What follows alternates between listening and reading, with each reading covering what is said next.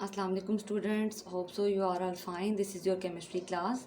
Now we are going to start question number 4.4 of this chapter. But this is the long question of this chapter. Explain the following phenomena and their effects on the environment.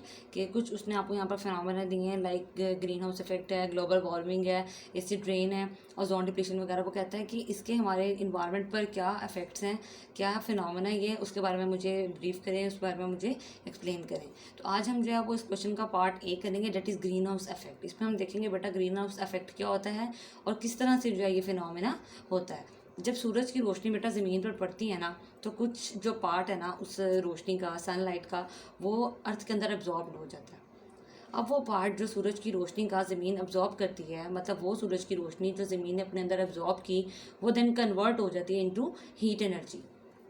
अब बेटा ये जो heat energy है ना, इसको वापस जो है ज़मीन रिफ्लेक्ट करती है एटमॉस्फेयर में. आपको पता है हमारे एटमॉस्फेयर की ख़ास कंपोजिशन है, उसमें डिफरेंट अमाउंट में कुछ गैसेस जो है वो प्रेजेंट है. अब इसमें से बेटा जो कुछ गैसेस है ना, जैसे कार्बन डाइऑक्साइड हो गई, CO2, मीथेन जो हमारी नेचुरल गैस है, डेट इज CH4, नाइट्रोजन के ऑक्साइड्स हैं, नाइट्रोजन परऑक्साइड, नाइट्रोजन डाइऑक्साइड वगैरह, और वाटर वेपर्स.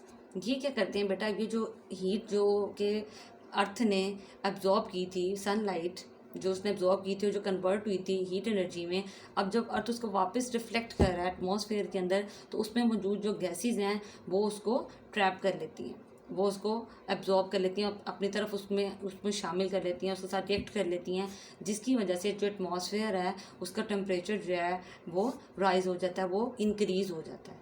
तो बेटा ये जो गैसेस हैं जो कि इन टेम्परेचर को इंक्रीज़ करने का बायस बनती है, like carbon dioxide, methane, oxides of nitrogen, water vapours वगैरह, इनको हम लोग कहते हैं ग्रीन हाउस गैसेस. और ये जो पूरा फिनोमेना है, कौन सा फिनोमेना? ऐसा फिनोमेना जिसके अंदर हमारे पास जो है एटमॉस्फेरिक टेम्परेचर जो है वो एनुअली राइज कर रहा है, इंक्रीज़ कर रहा है, उसको हम लोग कहते हैं ग्रीन हाउस इफेक्ट.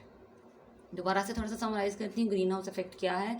सूरज की रोशनी ज़मीन पर पड़ती है, ज़मीन इस रोशनी में से कुछ रोशनी अपने अंदर एब्जॉर्ब कर लेती है और इसको कन्वर्ट कर देती है इनटू हीट एनर्जी.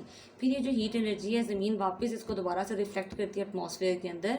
एटमॉस्फेयर में मौजूद कुछ gases like carbon dioxide, methane, nitrogen के ऑक्साइड्स और वाटर वेपर्स वगैरह जो है इस हीट को अपने साथ ट्रैप करते हैं. जब वो वापस जो अर्थ है इसको रिफ्लेक्ट कर रही होती है एटमॉस्फेयर के अंदर, तो वहाँ पर मौजूद जो है गैसेज इसको जो है ट्रैप कर लेती हैं. और इसकी वजह से क्या होता है कि जो एटमॉस्फेरिक टेम्परेचर है वो राइज कर जाता है, वो इंक्रीज़ हो जाता है. वो गैसेस जो इस हीट एनर्जी को, जो कि ज़मीन जो है वापस रिफ्लेक्ट कर रही होती है, इसको ट्रैप करती हैं, उनको कहते हैं ग्रीन हाउस गैसेस. और ये जो पूरा फिनोमेना है जिसके अंदर एटमॉस्फेरिक टेम्परेचर जो है वो इंक्रीज़ होता है, इसको हम लोग कहते हैं ग्रीन हाउस इफेक्ट. ये आपका आज का टॉपिक है. ये लॉन्ग क्वेश्चन का आपका एक पार्ट है जो कि आज हमने किया, that is green house effect. इसको आपने बड़े अच्छे से याद करना है. Thank you so much.